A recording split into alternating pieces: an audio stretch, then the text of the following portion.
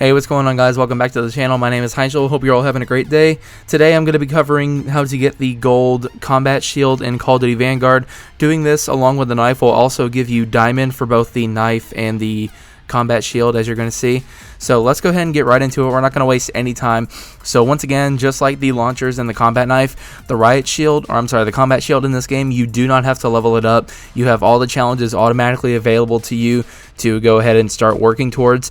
The combat shield's already at max level. It just stays at level 1, so that's a really good thing. That's going to make this a lot faster. There's also going to be timestamps down below, so if you guys clicked on this video just for help on one specific challenge, you can skip ahead, and hopefully this video helps you guys out. The first tip I'm going to give you guys before we get into the challenges is I would definitely recommend playing hardcore instead of core when going for the combat shield. In hardcore, it's only going to be a one-hit kill, as compared to core, it's going to take you 2 hits, and it's just going to be much easier to get kills in hardcore. But keep in mind, however, while you are going to be able to get kills a lot easier in hardcore, you're also going to die a lot easier, and you're going to die a lot more. And just a fair warning, if you guys want to get this shield gold, especially the way I did it, which is playing on really small, tiny, chaotic maps on hardcore, keep in mind, if you're someone that cares about your KD and your stats, this will probably most likely end up butchering your KD. I personally don't care about my KD, but if you guys do, maybe take a different approach, maybe play bigger maps, maybe play a little bit more conservative. But me, I was just kind of going balls to the wall with this, and I just wanted to get this done as quick as possible. I ended up getting this done in about 4 hours last night, so it's really not too hard. All of these challenges are going to be the exact same as the FS fighting knife. So the first category is to get 50 eliminations, and just like the knife, this one's going to come naturally just as you're completing all the other challenges in the game, and there's really not much I can say about this one. The next one is going to be to get 30 backstabber kills. This one's also going to come pretty natural to you. You shouldn't have to try too hard to do this. Just flank enemies and be really sneaky to be able to get these backstabber kills if you are having trouble with it. And if you're really just having too hard of a time, maybe try camping in corners on parts of the map where you know that enemies are going to be running through, and go up behind them and hit them.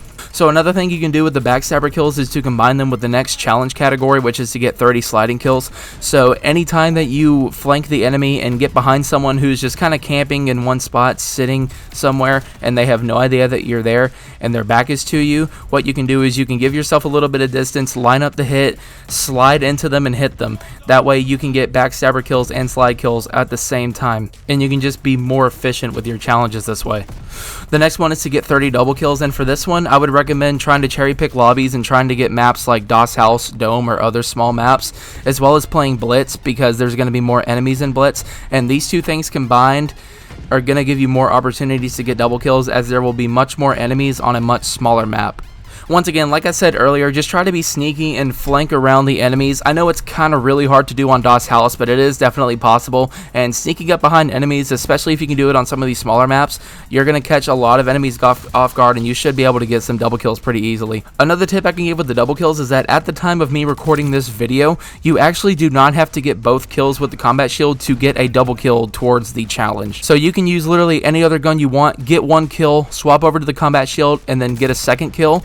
And if you get the double kill, that will actually count towards this challenge. Now, once again, that's at the time of me recording this video, which is on November 10th. If you're watching this at a later date, I don't know if they maybe ended up patching it or not. This seems like something they might end up fixing. But hey, if it's still the same, then more power to you. That just makes the double kills even easier to get. And finally, the last challenge is going to be to get 30 kills while the enemy is stunned or flashed. Now, same as the FS fighting knife, at the time of me recording this video, this challenge is currently bugged, and it does not work this way. If you stun an enemy and hit them with the combat shield, that kill will not count towards this challenge. What actually has to happen is that you have to be the one to get stunned, and you have to get a kill while you are stunned. So I'm going to say the same thing as I said with the FS fighting knife video a few days ago. Use the perk Dauntless in your first perk category, because that's going to allow you to still move fast while you are stunned.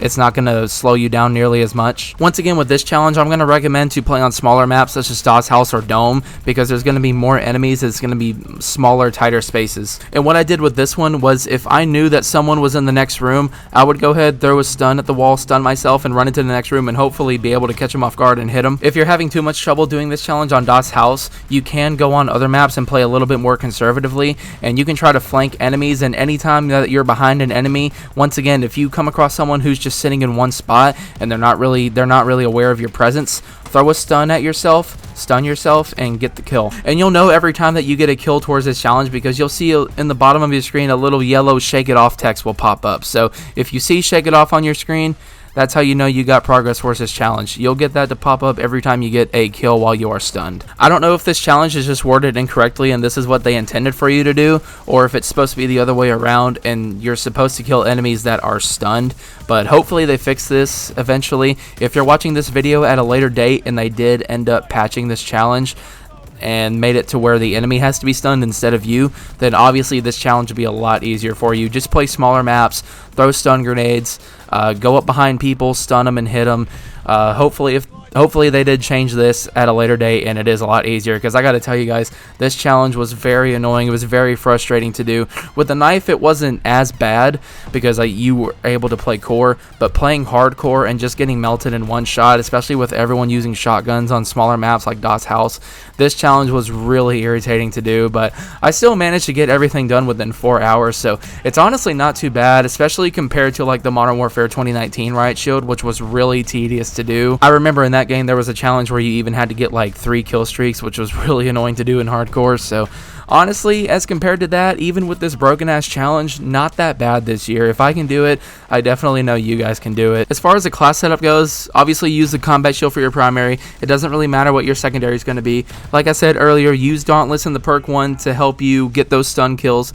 Use Tracker to help you flank enemies, and then use Lightweight or Double Time to have better mobility. And then obviously use the stun grenade for your tactical for the last camo challenge. And for your lethal, actually what you guys can do, like I said earlier, if you're having too much trouble getting double kills with both kills coming from the combat shield, you can equip the Gammon Bomb, because the Gammon Bomb in hardcore is really OP. It can get really easy kills. So if you were just trying to have a little bit of an easier time getting double kills, throw your Gammon Bomb, especially if you're on a small map like Doc's house. You'll almost always get a kill when you throw that thing, and then hopefully you can find an enemy coming around the corner or find an enemy or something with your combat shield and hopefully get a double kill that way. So yeah, that's pretty much all the tips I could really give for you guys. Like I said earlier, the combat shield is just kind of one of those annoying weapons that you're gonna have to suck it up and suffer through a little to get it done, because it is really frustrating, especially like the stun challenge. But once you get it done, you've got it gold and it's out of the way. And at this point, if you've also done the FS Fighting Knife gold, then you've got diamond unlocked for both of these. So good job, congratulations. Or if you haven't gotten the FS Fighting Knife gold yet, there's a guide on my channel. I'll leave a link down in the description. Feel free to click on that if you need more help with that. But yeah, that's gonna be it for the video, guys. Let me know down in the comments if y'all are having any trouble with any particular challenge.